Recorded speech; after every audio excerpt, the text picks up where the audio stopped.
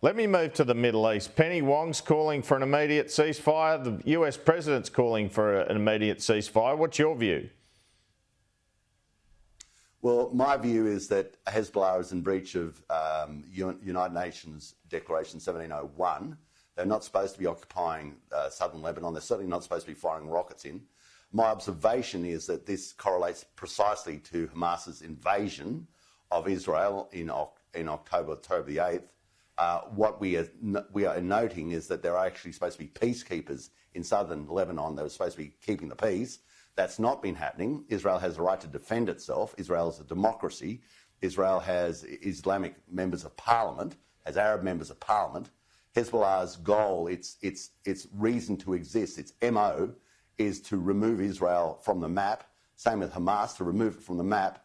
And if we had someone next door to us who wanted to remove Australia from the map and invaded us, I imagine the Australian people would say, I want this issue dealt with completely and completely put it to an end so that we can live peacefully. I don't believe that Israel wants to own Lebanon, and I think that Israelis, like most people in Beirut, just want peace. But you can't get peace if you've got a terrorist organisation that takes it as their main issue to remove the country to the south from the map. And so what you're seeing is what you get. Now, Nasrallah is, we believe, or that has been confirmed that he's dead. Maybe with new leadership within Hezbollah, that we start to get some sanity, and they actually talk in a constructive way about how they can bring this brutal and horrendous infliction on human life to a conclusion. Peter Dutton seems unequivocal that Israel's totally in the right when it comes to this conflict, and you made similar noises there. The government less so. We don't often have this sort of division on foreign policy. What do you make of it? I believe that there is a sense within the Labor government of political pressure and certain demographics that they see as pressure upon them, whether it actually eventuates as something else. I think that Peter Dutton is being unequivocal, because what you do is you just flip it over and say, if this happened to us, what would we want other countries to say about us? You know, would we want equivocation? Would we want to say, well, you know, I suppose you just have to give up a section of Australia and everything will be fine from that point forward? No, you'd say, no, I want unequivocal support, if not so much for the country, but for the principle. The principle is people have to remember, Hamas is a terrorist organisation. Hezbollah is a terrorist organisation. Hamas is a terrorist organisation, invaded Israel and killed, murdered, raped men, women and children. Now that brought about a war. That's what happens when you do things like that. It brings upon a war. At the same time, Hezbollah is firing rockets. Do you believe in a two-state? Do you believe in a two-state solution? I think we all do. I think what we need is peace, and we need it to come to that outcome peacefully. It's the only way an outcome like that would happen. It comes to it peacefully. It's negotiated between rational, calm, and moderate people. And we don't have that at the moment. We don't have that in terrorist organisations. But I'm sure when that opportunity arises, just like with the fall of the Berlin Wall, we will hopefully get peace. That's what everybody wants. That's unequivocal across all parties. We want peace. We want to see this carnage stop. All right. Let's talk about electric vehicles in China. The Energy Minister, Chris Bowen, said last week he wouldn't put in place the same sort of ban on Chinese-made electrical vehicles as the US is. The US are obviously concerned the cars could be controlled in a war situation. It really sounds like something from a Hollywood movie. What do you make of the government's initial reaction to this? Well, Chris Bowen, if there was a book written about catastrophic policies and the ministers that preside over them, Chris Bowen would be on the cover, wouldn't he? I mean, everything this gentleman's touched has been a complete and utter debacle. And his most recent one is the intermittent power, euphemistically called renewables. They're actually swindle factories. What they're doing to the price of power, what they're doing to our countryside, what they're doing to the seascape, a complete fiasco. And now he's boldly stated that he knows more about issues pertinent to electric vehicles than the United States of America does, which I think is right up there with his holding the GenCos and AEMO reports. Even China talks about taking their electric vehicles out from basements and out from underneath hotels and putting them in wide open spaces. That's a pretty good recommendation. But on a more serious note, after the pager issue, the pager basically blowing up around terrorists in southern Lebanon, the penny dropped for so many people that there is a capacity remotely to create massive pain, massive hurt, maybe at the least, to create complete a breakdown and chaos.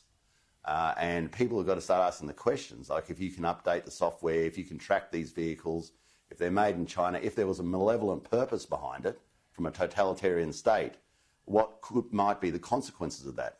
Also, I might add, Andrew, there are 200,000 solar heaters, Chinese-made solar heaters, sitting on roofs around Sydney, Melbourne, Brisbane and the rest of the countryside. And we've had people who are expert in that field saying you should have a closer look at exactly what you've done there. And these are the issues. If there was, God forbid, there was ever a war, but if it was, it would start basically online and in space. And within those two things, you could create complete and utter chaos. Just on that, can I just pick you up on that? You want to do? Are you suggesting we should ban Chinese-made solar heaters? Is that something that you think should occur? I think that it's been noted within your stables, Andrew, that we have to make sure that we're a lot more diligent in oversight of exactly what is stuck on your roof. That has been in the Australian, written up. And of course, when you read it, you think, well, especially after the pager and the walkie-talkie issue with Hezbollah and what the Israelis were able to do, you think if the Israelis were able to do it, would another country with a malevolent purpose be able to do it to Australia? And just on that, during your time in government, did you ever hear about any sort of scenario like this with the pagers or the electric vehicles in security discussions? Were experts suggesting to you this sort of thing could occur? Well, the problem with that, Andrew, is as former Deputy Chair of the National Security Committee, I could be in line for about 15 years in jail. So if I did know that, I don't think I'd be putting it on national television. Okay, let's move to the nuclear debate. Why can't we know about the cost of this policy now? I think that it's on the alternative Prime Minister Peter Dutton's timing. He's a very competent and diligent person. I wouldn't think for one second that he's playing some game that he doesn't have at. Of course they do. And let's just look at the costing of the intermittent power sector, the swindle factories. We had the Arana West, the $650 million. That's turned into $5.4 billion. We had the Burdekin scheme, which was going to be, I think, $12 billion. We have Snowy Hydro 2.0, and I know our sticky fingers are on that one as well. I acknowledge that. But that started at $2 billion, and now it's looking like heading to $20 billion. And the AEMO report, or the GenCost report, talks about the cost not to the end user, it talks about the cost to the investor. And the GenCost report, not the 2023 simulation report, does not take into account firming or battery backup, pump hydro, transmission lines, which the taxpayer is going to spend, build another 28,000, you can't make this shit up, 28,000 kilometres of it. And of course, that's going to end up in your power bill. So, and the other reports throughout the world say that intermittent power is the dearest, yet Australia is trying to run itself on windmills. I mean, it's just insane. All right, but you're talking about You're talking about 7 federal government-owned power plants, never really been done before. And what of AGL, who has a couple of these sites? Yeah, hang on. Suggesting last week. Yes, it has been done. What are you going to tell me, Snowy Hydro? Or? So yes, it has been done before. Snowy Hydro was done under powers, under Commonwealth powers, under heads of government constitutional powers. And remember, the state governments initially owned all the coal-fired power stations. Yes, that's true, but that's state, not federal. That's my point. Let me move on. Let me move on, though. AGL, yes. They want to develop renewable energy on their 2 sites instead. They don't want nuclear power. So isn't that a bit of a spoke in the wheel? No, not really. And you look, that's one thing I have done in the past and I can talk about, is remember dealing with people such as Andrew Vesey from AGL. These are ruthless organisations that would be quite happy cornering a monopoly section of the market so that you can only buy their product at their price. and their product is intermittent power, and you'll buy it at their price. If I was back as an accountant, Andrew, as a cost accountant, I'd be all for that. Here, let's create a monopoly. That's what we always try to do as accountants, because that's how we make a bucket load of money out of you. Now, I believe that one of the big mistakes the coalition at a state level made in the past was the sale in New South Wales of their power infrastructure. I make no qualms about that. We are now looking after Eraring. I think $250 million. They sold it for 50. So you can see where this debacle ends up. And if someone said that they believe that Australia can run on intermittent power, 82% by 2030 or some other lunacy, well, just find me the other country, an effective manufacturing country, an effective Western country that does it. And of course they don't, because you can't. I'm nearly out of time here. I just want to ask a couple more questions. Your leader flagged a possible beer excise reduction policy, and the Liberals then said it wasn't coalition policy. Is there a bit of tension here? What do you think about reducing beer tax?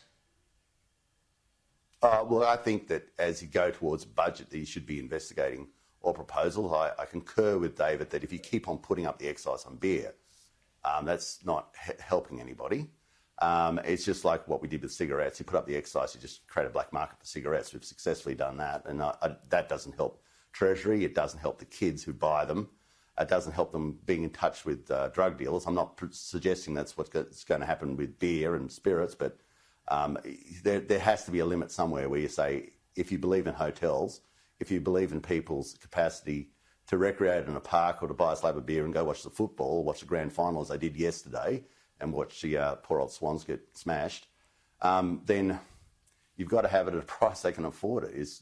You can't say drinking's bad and then want people to drink to make money for the treasurer. All right. Let's get closer to an election and go through it. What do you think of the job that David Littleproud's doing at the moment?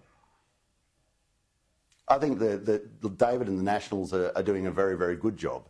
And I look at the role that David's doing, and I look at what we're doing, and also expanding that. If we look at the role of Senator Jacinta Napier-Price and The Voice, incredible. It's changed Australia.